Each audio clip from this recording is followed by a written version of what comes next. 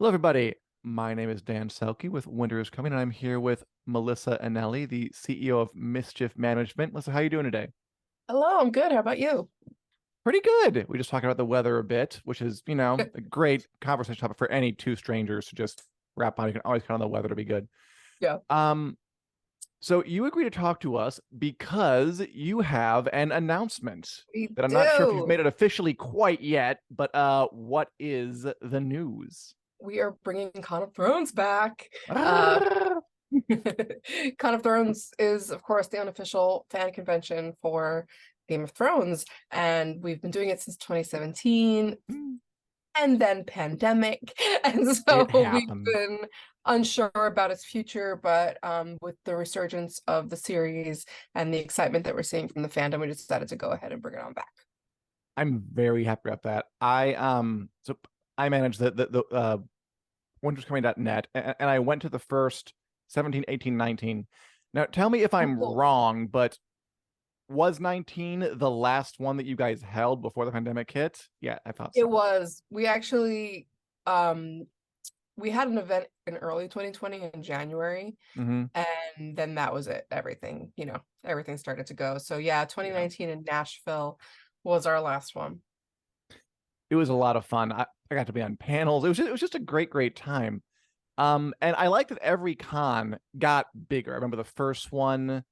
Oh, I'm not even gonna try and say where it was. I was there, but I forget where it Gaylord was. Opryland, That's Tennessee. the one, yes.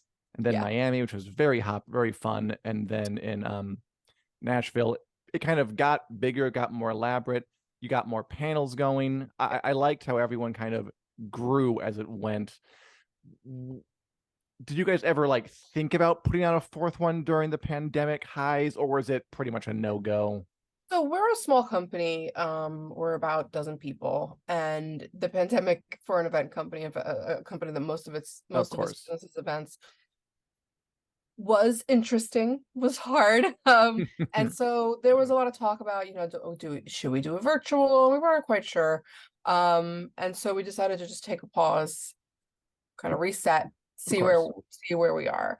And yeah, I mean, the first year was so crazy in that beautiful Yeah. place.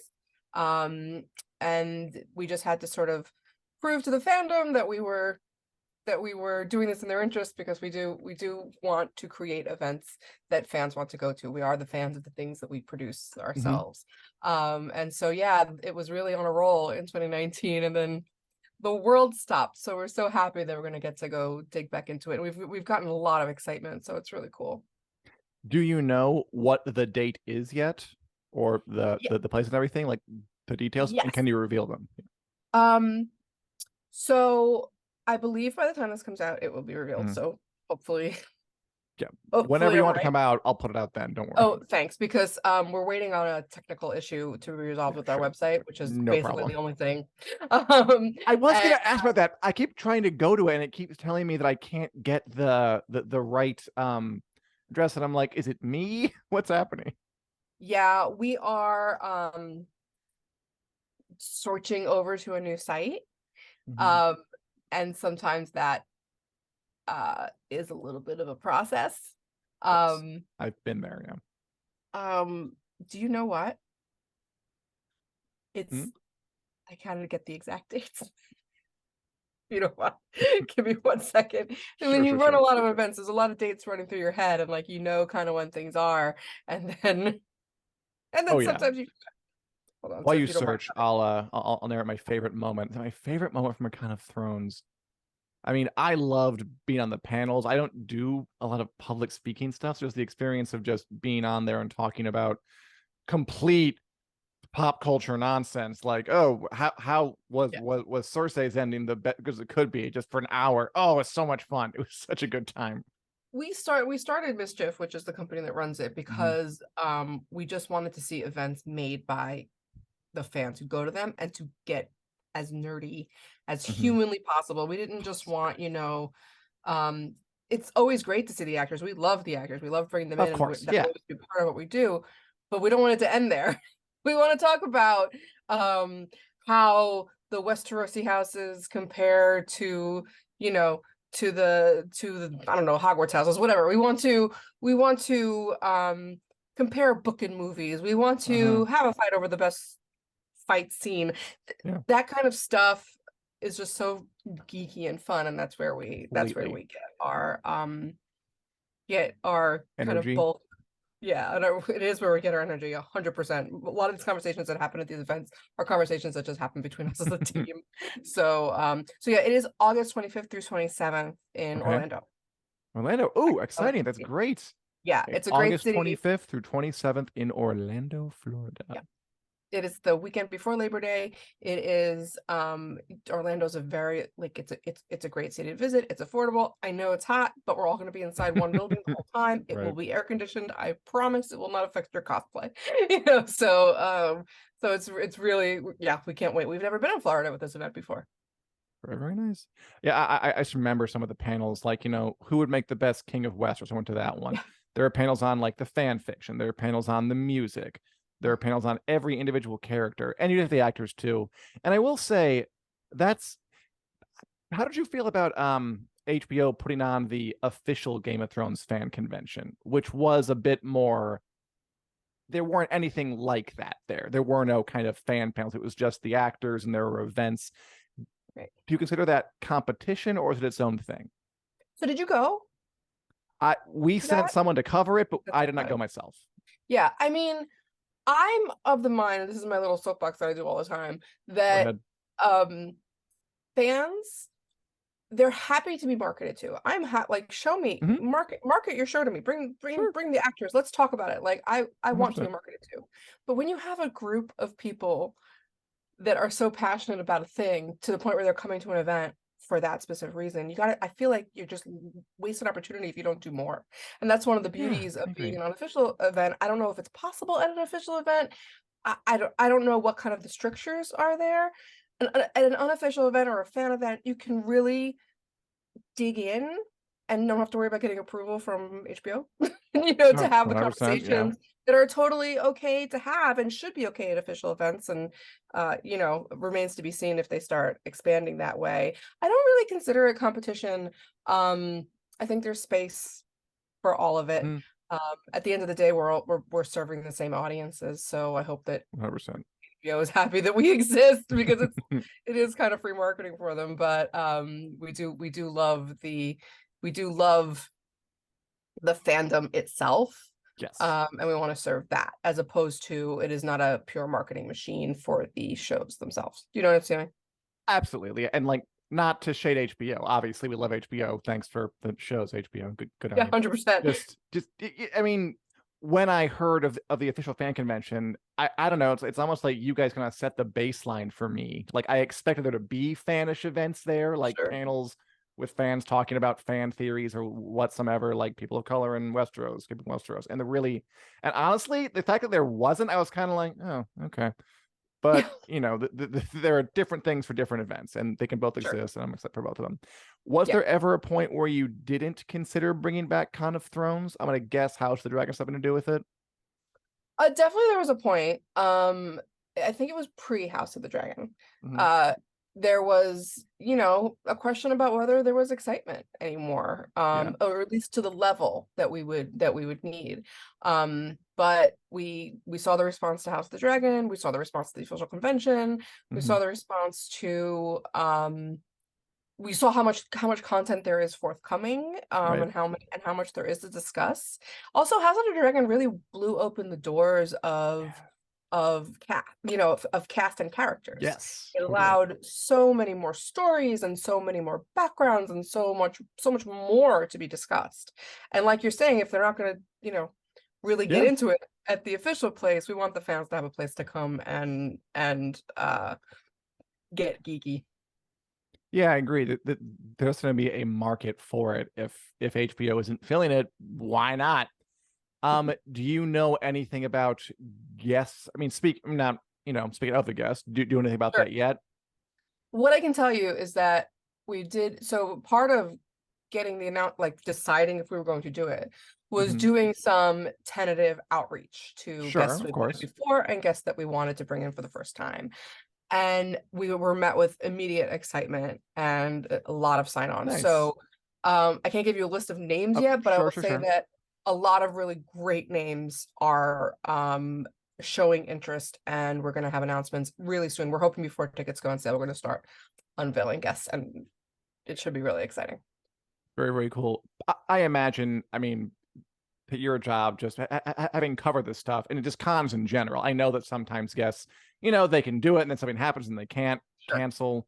That's just part Always. of the job. Like it's just something you guys are used to now, or is it still as stressful as it was the first time? It's so stressful. At 19, Nikolai Coster-Waldau came, and I Mm-hmm. I had remember that. nightmares about him not showing up straight through to the when I get the text that they have landed, they are on the ground and on the way to the convention. That's the only time I breathe. Obviously we want them to think positively about our event. So if Of course. if work comes up, like, of course, and fans and the audience have been really understanding when that happens. It happens probably once a Yeah. convention. But that's also why it's sometimes hard to get to know very far ahead of time, because some of the actors are so afraid of disappointing their fans Oh, that they don't want to book until they're reasonably sure that nothing's makes going to get sense. in the way. So that's why a lot of some of the bigger announcements come closer too, because getting that contract nailed down can take a minute. Are you happy that you chose for a career a high stress job that depends on people being dependable and doing the things they'll say they're going to do? Do you know there's a list going around that's the top 5 stressful jobs, and it's like fireman, Yeah. police officer, and like event organizer is like in that top 5. It's like number 3.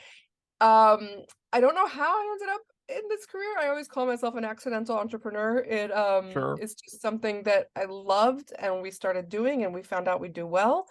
And I have an amazing team, an amazing group of people around me that put on these events Hmm. that just really care about the person coming to it. You know what I Right. mean? Really care that it's accessible, really care that we work on diversity, really care that it's fun, above all fun, that we bring in exciting guests, and they're always innovating, and it's amazing. But I will say that when COVID hit, there were Yeah. moments I was like, oh, this is a this is a good career choice for this. You know? Yeah, I totally do. I was gonna ask, do you have like oh, actually I wanted to ask, kind of going off script a bit. How did you start Mischief Management? If I'm Sure. I'm in the dark here. I think your first con was LeakyCon, or is that Yeah. wrong? Okay, Yes. cool.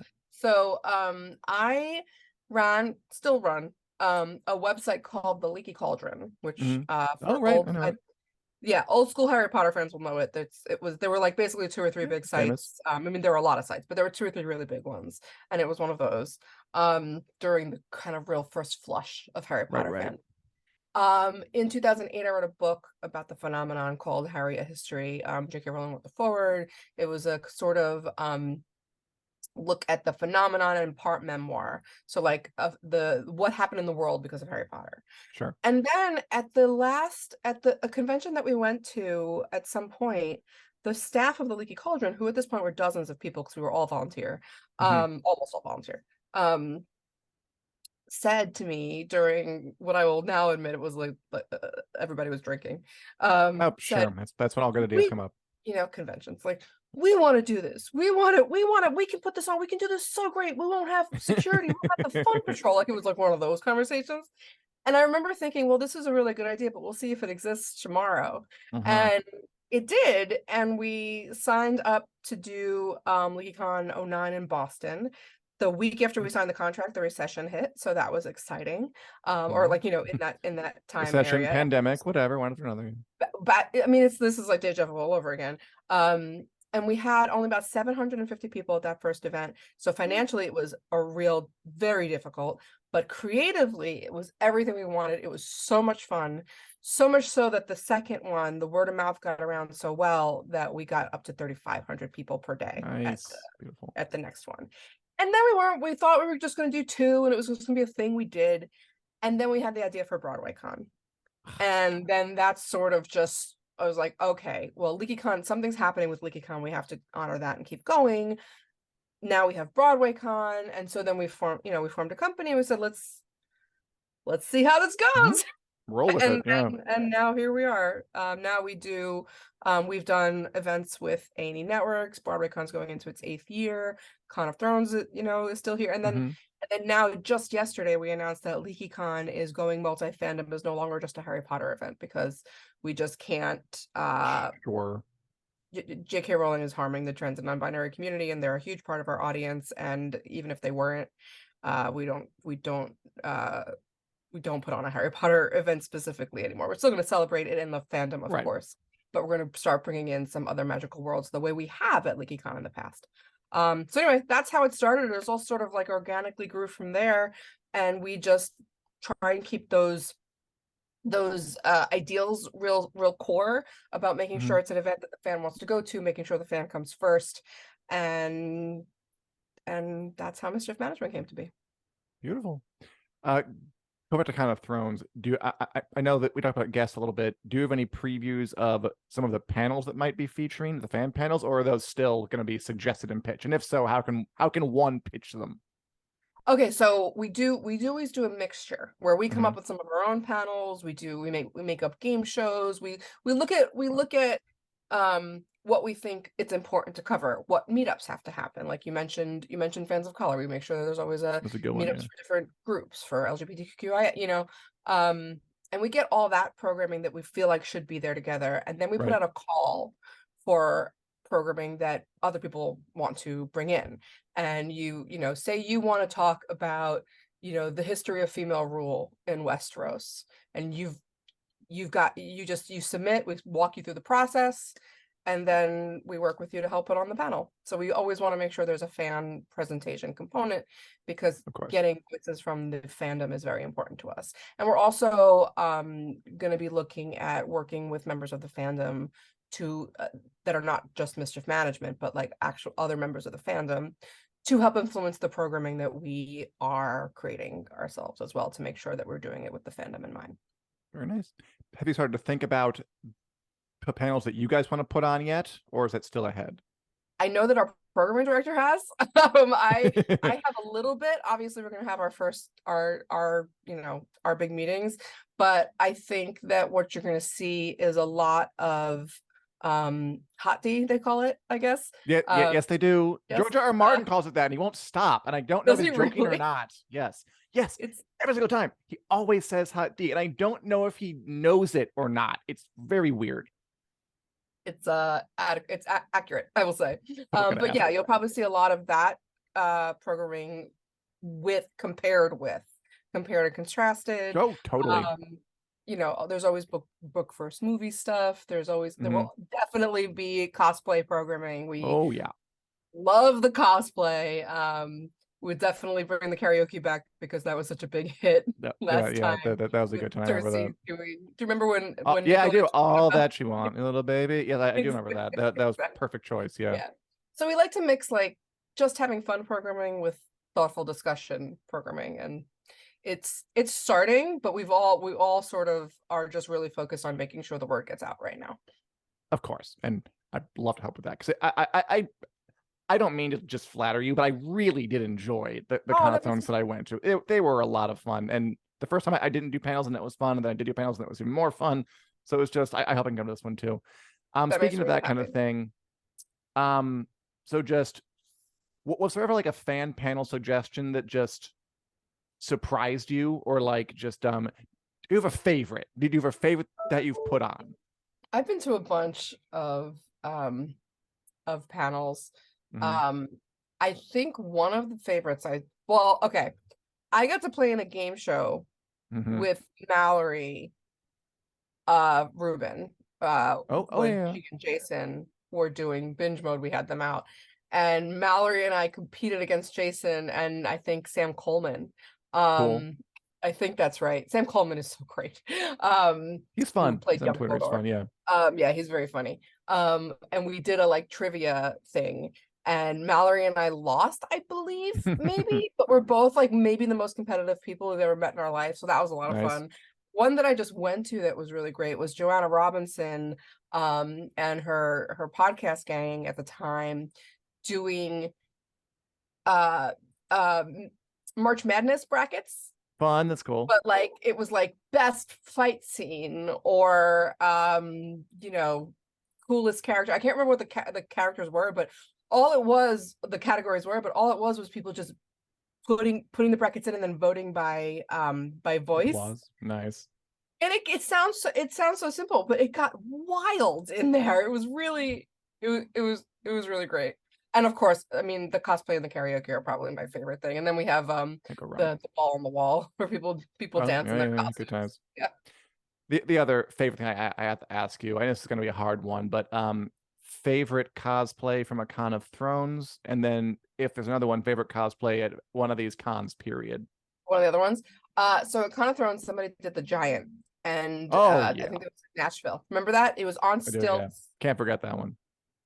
Un just just unbelievable. And then in the cosplay contest, there was somebody who had made the most beautiful and intricate Sansa outfit. And just seeing that artistry makes me I love it. I love it so much. At the other events we've had the sisters from Sideshow at BroadwayCon like walking Oh, around fun. like attached to each other. We've had Phantom of the Operas, we've had the whole casts of Hamilton in cosplay. Naturally. And at LeakyCon, we've seen some really cool stuff. We've seen a number of incredible Gilderoys. Now we're starting Oh, to see good. like mishmash of costumes, right? So you get like a Hufflepuff who's actually a good Quidditch player, something like that, I don't mean to shade Hufflepuffs, but they're not known for their Quidditch prowess. I remember this is even a question, just that it was like a Jon Snow and Sansa cosplayer, and then they did the whole embrace from season 6, and then they made out on stage. And it was a big scandal. Everybody went like, "Oh my god, that was so funny." Yes, it's always it's we used to do something at an event that we did called GeekyCon, which was Hmm. short-lived, but it was when LeakyCon first started to grow past Harry Potter back in 2012, 2013. Hmm. So we did this thing we called it cosplay, Hmm. emphasis on play, and we had people instead of only submitting for a cosplay contest, act out little scenes. Cute. And then we would like show the videos or they do it on stage or whatever. And it was so much fun. And I'm kind of wanting to bring that back for Crown of Thrones. Yeah, why not? Um, any other thoughts you want to get out, or anything that you want people to know about Con of Thrones 2023? We've got some really cool stuff coming, some really cool All right, announcements. love it.